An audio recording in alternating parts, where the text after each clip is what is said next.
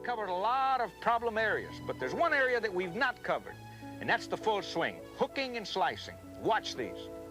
You know what's funny is all the pros are trying to fade the ball, and all the amateurs are trying to hook it. Well, almost all the amateurs, because some of you can hook the ball. But if you can't, I'm going to show you what you have to do. Now, you know what you have to do when you draw the ball. You've got to pull that right foot back just a little bit, and you've got to turn the hands over so the club will close and you can hit it from right to left. But it's not happening to you, and probably the reason why it's not happening to you is you're taking the club back and actually you're moving in front of it. You're getting in front of the ball and the hands never having a chance to get to the ball and to roll over. What you have to do here is stay on the right side just a little bit longer. When you keep this right foot down longer, it makes the right knee stay in back of the left one, and it makes the right elbow stay underneath the left one. Results? It gives you a little more time to close the club. Let me show you. You might try taking the backswing a little bit slower. It'll give you time to stay on the right side just a little longer. And they said I couldn't hook a golf ball. I'm not saying I'm going to lower your handicap, but you are going to be able to shoot at those flags on the left of that green from now on. I've played in pro-ams all over the world, and the most common question that's asked to me is, Lee, why do I slice that golf ball? Well, I think I can help you.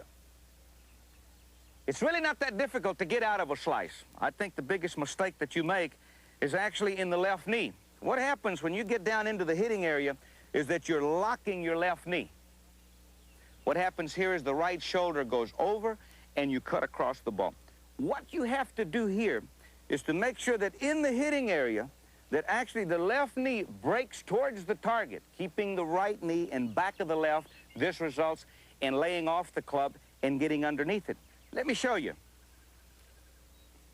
You can do this in your living room. Make sure that you watch those knees and that they're flexed through the hitting area. Muscle memory is what it's all about. I think if you can keep that right knee in back of the left one, you're going to see the left side of the golf course for the first time in your life. I was hitting some practice balls the other day on the driving range, and a gentleman walked up to me and he said, Lee, I've been slicing this ball all my life, and I can't get out of it. So I brought him over and I said, let me look at your swing. And the first thing I saw is that when he set up and he got ready to hit the ball, his left arm was so fast through the hitting area that the club head never had a chance to catch up. Here. So he was hitting the ball with an open face. I teed up another ball and I said to him, look, as you're coming down into the hitting area, I said, right before you get into hitting that ball, slow the left shoulder and the left arm down and speed up the right arm. This will give the club head a chance to catch up. As you're coming down into the hitting area, slow it down and hit it with the right hand. And he started hitting the prettiest little draw you've ever seen out there in your life. So if you've got that real bad slice and you can't get out of it, chances are that your left arm is way too fast through the hitting area and the club head is lagging.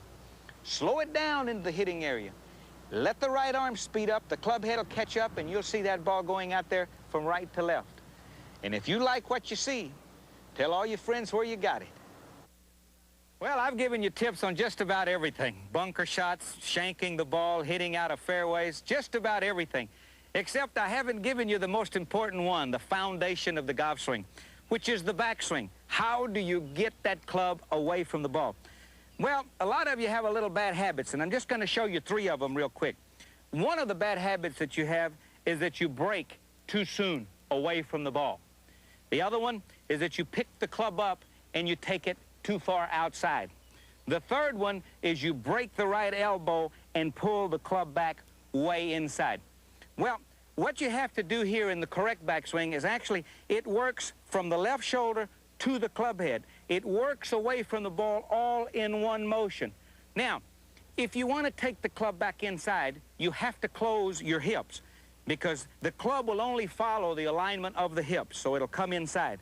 If you want to go straight down the line, you square up your stance and you go straight back.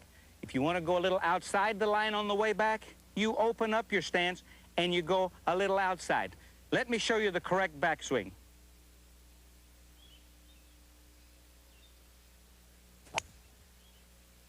Now, there's a perfect backswing. Don't forget, for a good foundation, keep that left shoulder and that club head together on the way back.